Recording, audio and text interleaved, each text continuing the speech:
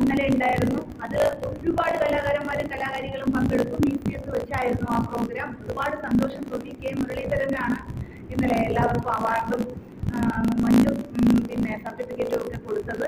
അപ്പോൾ എനിക്കും അതിൽ പങ്കെടുക്കാൻ പറ്റി. എനിക്കും സർട്ടിഫിക്കറ്റ് കിട്ടിയിട്ടുണ്ട്. അതോടൊപ്പം തന്നെ ഒരു ഉമ്മന്തും കിട്ടിയിട്ടുണ്ട്. പിന്നെ നമുക്ക് ഉച്ചയ്ക്ക് ശേഷം പത്മ കഫയിൽ വെച്ചിട്ടായിരുന്നു നമ്മുടെ പ്രോഗ്രാമൊക്കെ നടന്നത്. പാട്ടും കലകളൊക്കെ ഉണ്ടായിരുന്നു. എൻ്റെ 4 ഡാൻസ് ഉണ്ടായിരുന്നു. അപ്പൊ അങ്ങനെ എൻജോയ് ചെയ്തു. ആ കുറച്ച് നിമിഷം നമ്മൾ എൻജോയ് ചെയ്തെന്നുള്ളതാണ്. എല്ലാവരും നല്ല ടാലന്റുള്ള കൂട്ടുകാരന്മാരും ആയിരുന്നു. എല്ലാവരും പ്രോഗ്രാം അവതരിപ്പിച്ചു. വന്നവരൊക്കെയും പാടി. 10-200 കൂടുതൽ ആൾക്കാരുണ്ടായിരുന്നു. അവരൊക്കെയും പാട്ട് പാടി. പിന്നെ ഹാപ്പി ആയിരുന്നു ആ ഒരു നിമിഷം. പണ്ടൊക്കെ ആഗസ്റ്റ് 15 ഞാൻ ഓർക്കുന്നത് നമ്മൾ ഗ്രൗണ്ടിൽ ആഗസ്റ്റ് 15 ചെല്ലുന്നത് മുട്ടായി വാങ്ങാനാണ്.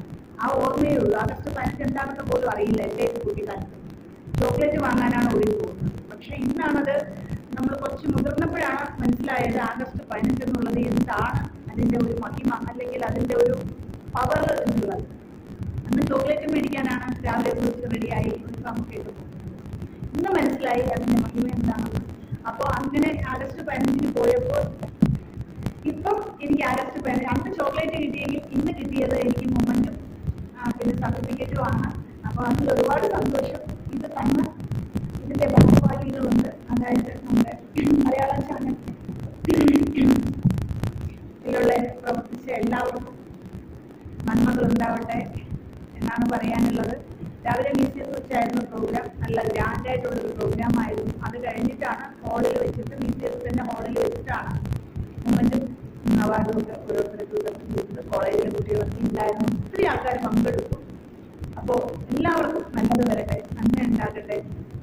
ഇനിയും കൂടുതൽ പ്രോഗ്രാം ചെയ്യാനും അതിനുള്ള ഒരു ഭാഗ്യവും ലഭിക്കട്ടെ എല്ലാവർക്കും, ഞാൻ ഉൾപ്പെടെ. അതുണ്ടാവട്ടെ. ഒരു വേദികൾ കിട്ടുക, വേദികൾ പങ്കിടുക എന്നൊക്കെ പറയുന്നത് വല്ലാത്തൊരു ഭാഗ്യം തന്നെയാണ്. അത് ആഗ്രഹിക്കുന്ന ഒരുപാട് പേരുണ്ടാവും. അപ്പൊ അത് നമുക്ക് കിട്ടുമ്പോൾ നമ്മൾ അഹങ്കരിക്കുകയല്ല ചെയ്യേണ്ടത്.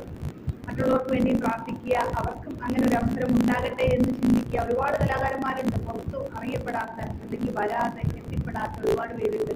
അപ്പൊ അവരൊക്കെ പുറത്തു വരട്ടെ, അവരുടെ കലകൾ പുറത്തു വരട്ടെ എന്നാണ് എനിക്ക് പറയാനുള്ളത്. പിന്നെ എനിക്കൊരു 4 വരി പാട്ട് പാടാൻ പറ്റി. പിന്നെ 4 പ്രോഗ്രാം ചെയ്യാൻ പറ്റി. അതൊക്കെ എൻ്റെ ജീവിതത്തിൽ ഏറ്റവും വലിയൊരു ഭാഗ്യം തന്നെയാണ്. ഒരുപാട് വേദികൾ ഞാൻ പങ്കെടുത്തിട്ടുണ്ടെങ്കിൽ പോലും ഇപ്രാവശ്യം ആഗസ്റ്റ് 15 എനിക്ക് സപ്പോർട്ട് കിട്ടിയതാണ്. എൻ്റെ കുട്ടിക്കാലത്ത് എനിക്ക് ചോക്ലേറ്റ് ആണ് കിട്ടിയിരുന്നത്. ഇപ്പോൾ എനിക്ക് കിട്ടിയത് മൊമെന്റും സർട്ടിഫിക്കറ്റുമാണ്. അപ്പോൾ പറയാതിരിക്കാൻ വയ്യ.